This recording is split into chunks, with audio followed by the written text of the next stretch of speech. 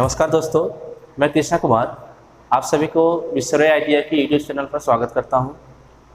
आज जो हमारा टॉपिक है फ्रैक्शन में हम लोग पढ़ेंगे कि लैंग्वेज क्वेश्चन को हम लोग कैसे सॉल्व करते हैं। इससे पहले हम लोग पिछले दो वीडियो में पार्ट 1 और पार्ट 2 में फ्रैक्शन के कुछ बेसिक पढ़े थे, टाइप ऑफ फ्रैक्शन, अनुचित भिन्न, अनुचित भिन्न। पार्ट 2 में हम लोग देखे थे कि कैसे हम लोग फाइंड करेंगे छोटा भिन्न कौन है, बड़ा भिन्न कौन है, असेंडिंग ऑर्डर डिसेंडिंग ऑर्डर मतलब अवरोही क्रम और आरोही क्रम को कैसे लिखेंगे, या फिर हम लोग और बताए थे कि भिन्न का एलसीएम और एचसीएफ कैसे निकाला जाता है। इस सब बारे में हम लोग पिछला वीडियो दोनों में बताए हैं। तो ऐसा स्टूडेंट जिन्होंने पिछला वीडियो नहीं देखा है, डिस्क्रिप्शन बॉक्स में उसका लिंक दे दिया गया है, उस वीडियो को जरूर देख लें।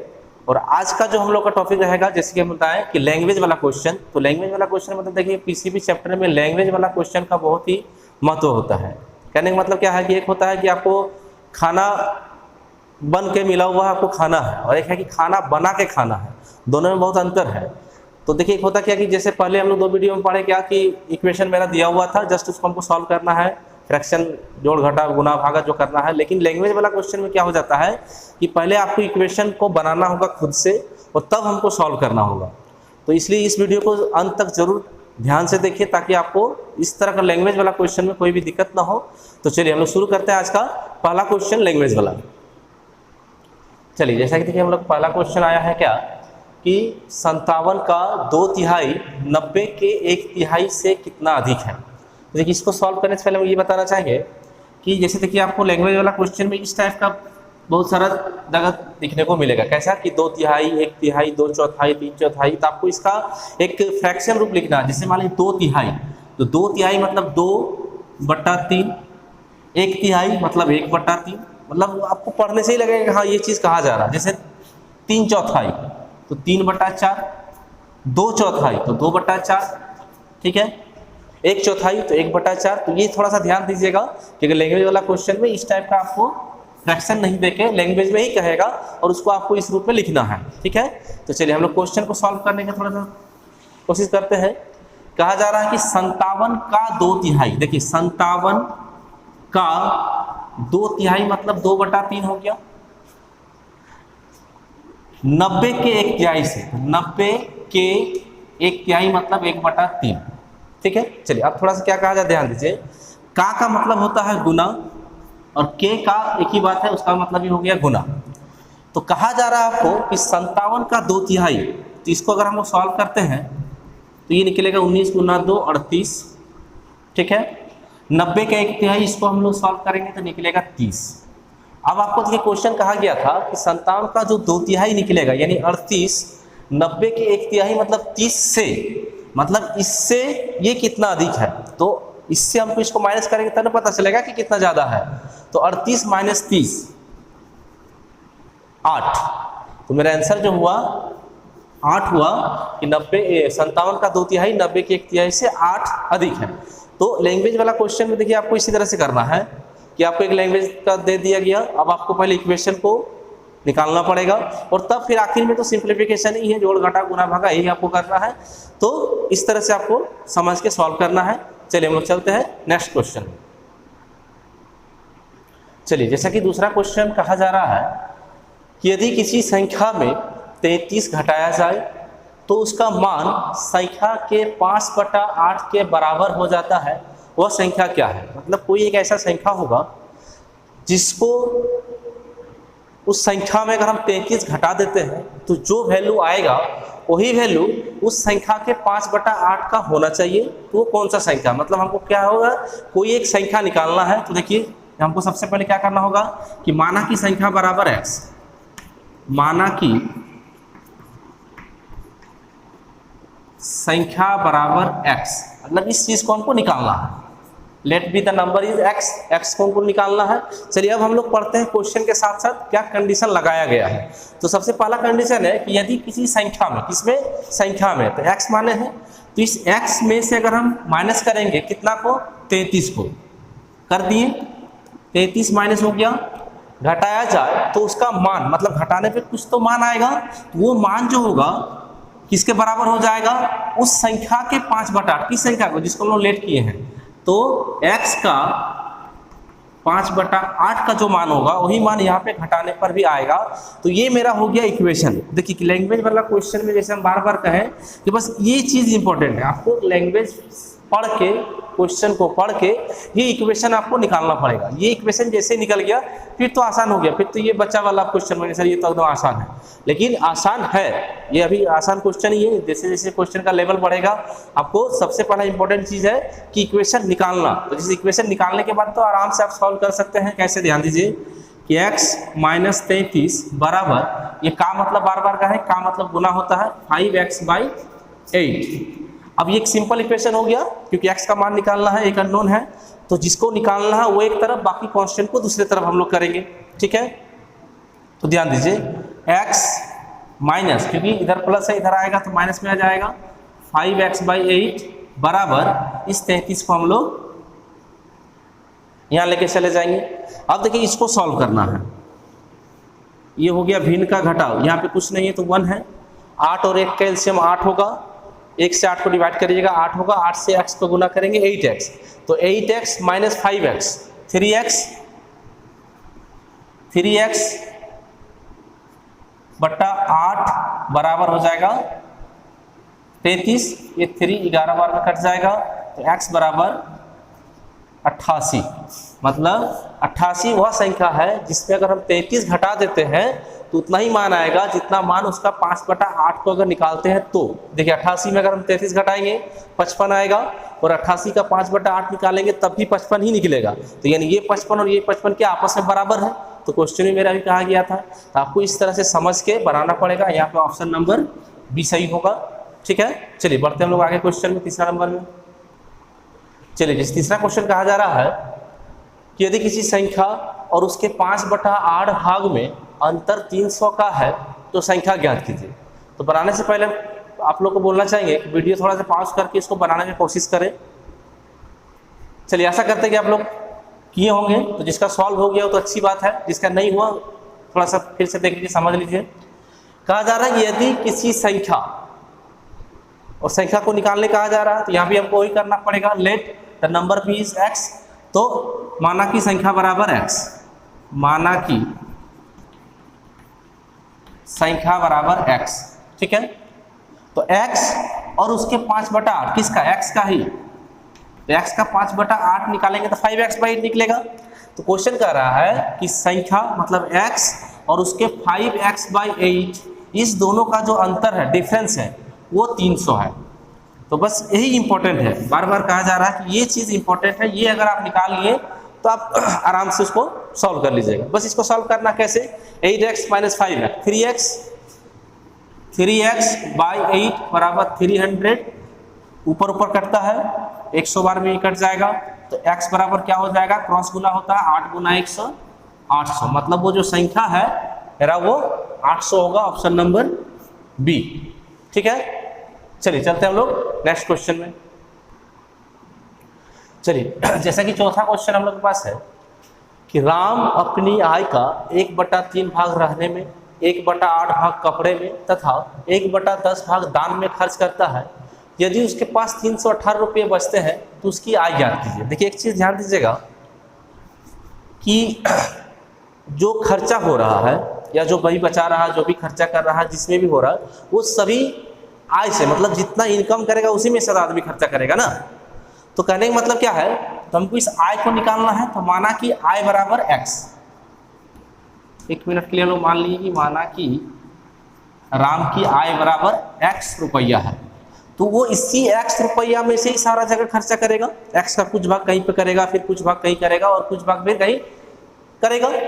तो सबसे पहला खर्चा जो कर रहा है रहने में, मतलब किराया, रहने मतलब कहीं भी घर लिया, भाड़ा लग रहा है, तो उसमें खर्चा कर रहा है 1/3 भाग किसका, आय का।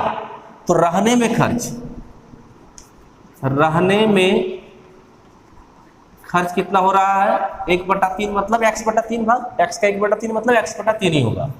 दूसरा जगह खर्च कर रहा हूं कपड़े में, कपड़े में क्या खर्च कर रहा है, 1/8 भाग मतलब x/8 भाग खर्च कर दिया कपड़े में।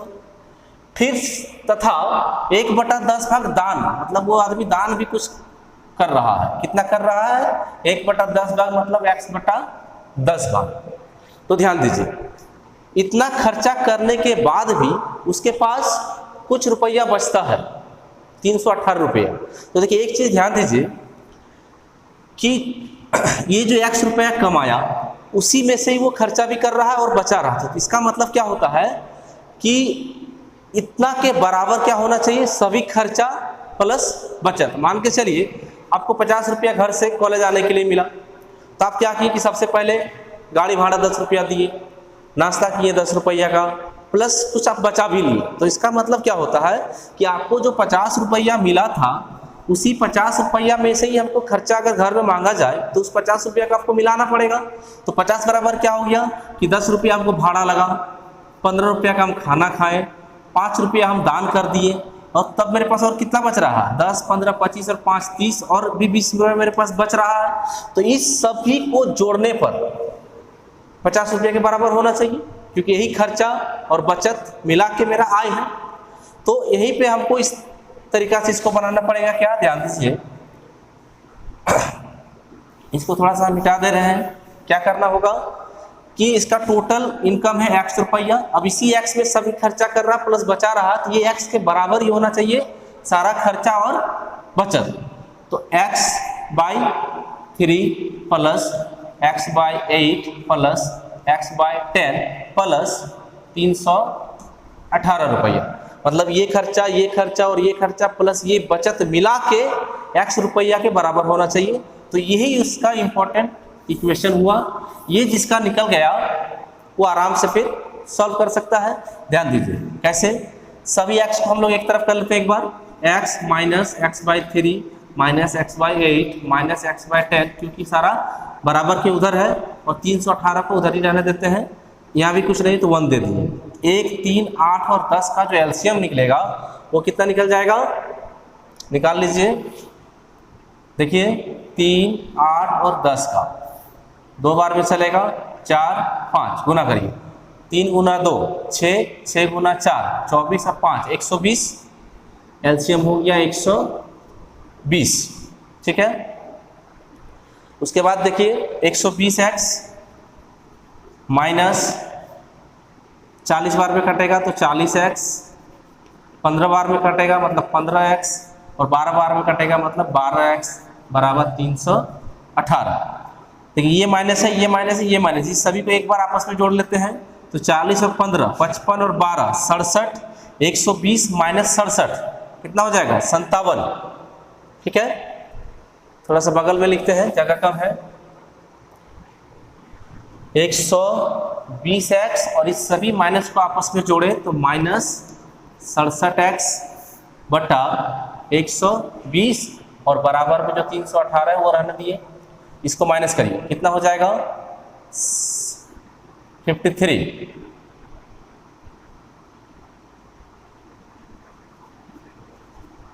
53x बट्टा 120 बराबर 318, कितना बार में कट जाएगा, 6 बार में। तो x बराबर 6 गुना 120 यानी 720 निकला। तो हम लोग क्या माने थे, तो माना कि राम की आय बराबर x रुपया, x की जगह क्या निकला 720, यानी ऑप्शन नंबर बी। तो इसलिए हम बार बार कह रहे हैं कि लैंग्वेज वाला क्वेश्चन आपको इंपॉर्टेंट क्या है, इक्वेशन निकालना। क्या हम लोग निकाले थे कि कहाँ कहाँ खर्चा कर रहा है, सभी खर्चा को जोड़ दिए और जितना बचत हुआ सबको जोड़ने पर उसके आय के बराबर होना चाहिए।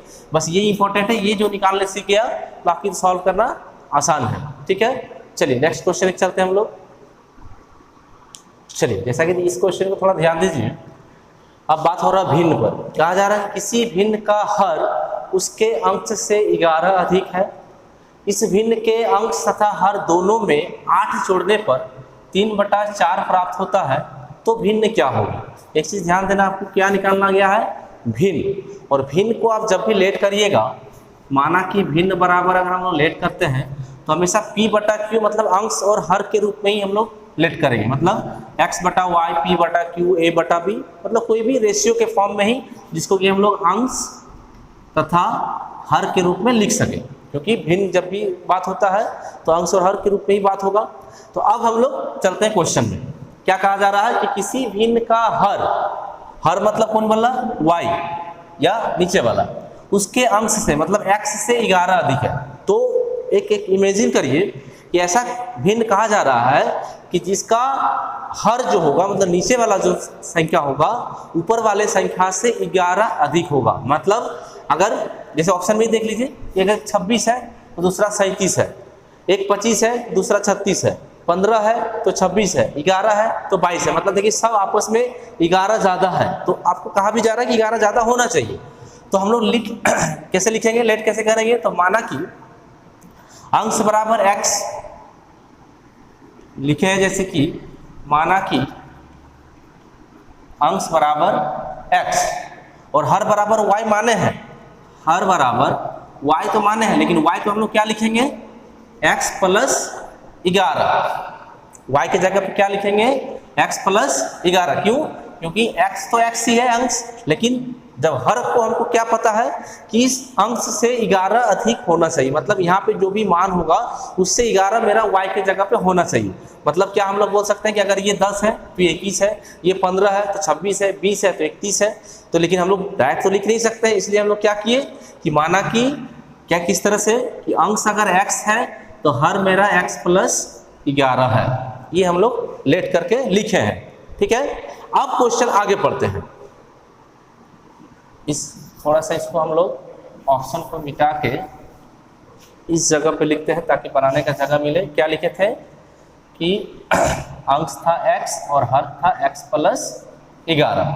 अब आगे पढ़ते हैं। यहाँ तक हो गया कि किसी भिन्न का हर अंश से 11 अधिक है। मतलब ये यहाँ तक का हम लोग पढ़ लिए या लिख लिए, यहाँ तक मेरा हो गया। पहला लाइन मेरा एक चीज कह रहा है कि किसी भिन्न का हर जो होगा अंश से 11 अधिक होगा। मतलब यहाँ तक हमारा वो इक्वेशन बैठ गया। अब आगे पढ़ते हैं।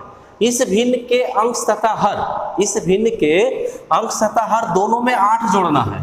यानी 8 जोड़ना मतलब दोनों में प्लस करना है कि नहीं। तो जैसे ही देखिए किसी भिन्न में आप कुछ जोड़िएगा तो उसका मान चेंज हो जाता है। पहले जो रहेगा उससे बदल के कुछ और हो जाएगा। तो बदल के मेरा यहाँ पे 3/4 हो जा रहा है। तो बस यही इक्वेशन इंपॉर्टेंट है। ये इक्वेशन अगर आप निकाल लिए, अब आगे आपको जस्ट सॉल्व करना है। सॉल्व करिए, आंसर आ जाएगा, है ना। तो चलिए सॉल्व करते हैं। तो ये क्या हो जाएगा, डायरेक्ट थोड़ा सा हम लोग बढ़ते हैं जल्दी जल्दी में। 4 गुना x, 4x प्लस 4 गुना 8 32 बराबर, देखिए इसको हम लोग जोड़ लेते हैं मने मने में। 11 और 8 19 होगा, तो 3 और x 3x और 11 8 19 को 3 से गुना करेंगे तो 57 होगा। x को इधर लाते हैं, 4x माइनस 3x, x बराबर 57 को उधर 32 को उधर ले जाइएगा तो कितना हो जाएगा, 57 में 32 जाएगा तो 25। ठीक है, ध्यान दीजिए x का मान 25 आया। मतलब हम लोग क्या माने हैं, अंश को माने हैं 25 मतलब x, और हर को माने हैं x प्लस 11 मतलब 25 और 11 36। तो हम लोग क्या रिलेट कर सकते थे ये क्वेश्चन कि जो भिन्न होगा वो मेरा 25/36 होगा। कैसे, ध्यान दीजिए 25 अंश है, 36 हर है, इससे ये 11 ज़्यादा है। 25 प्लस 11 करेंगे तब 36 आएगा। तो ऑप्शन नंबर मेरा जो था ABC जो भी था वो मेरा सही है। तो देखिए लैंग्वेज वाला क्वेश्चन में आपको बस इतना क्या ध्यान देना है, इस क्वेश्चन को पढ़ के आपको एक इक्वेशन को फाइंड करना है, उस इक्वेशन को उसके बाद सॉल्व करना है। बस इसमें यही इंपॉर्टेंट है। तो इसलिए एक लैंग्वेज वाला क्वेश्चन को हमेशा थोड़ा ध्यान से पढ़िएगा, फिर आगे सॉल्व करिएगा। तो चलिए आज के क्लास में इतना ही रखते हैं। अगर वीडियो आपको अच्छा लगे तो लाइक और सब्सक्राइब हमारे चैनल को जरूर करें। धन्यवाद।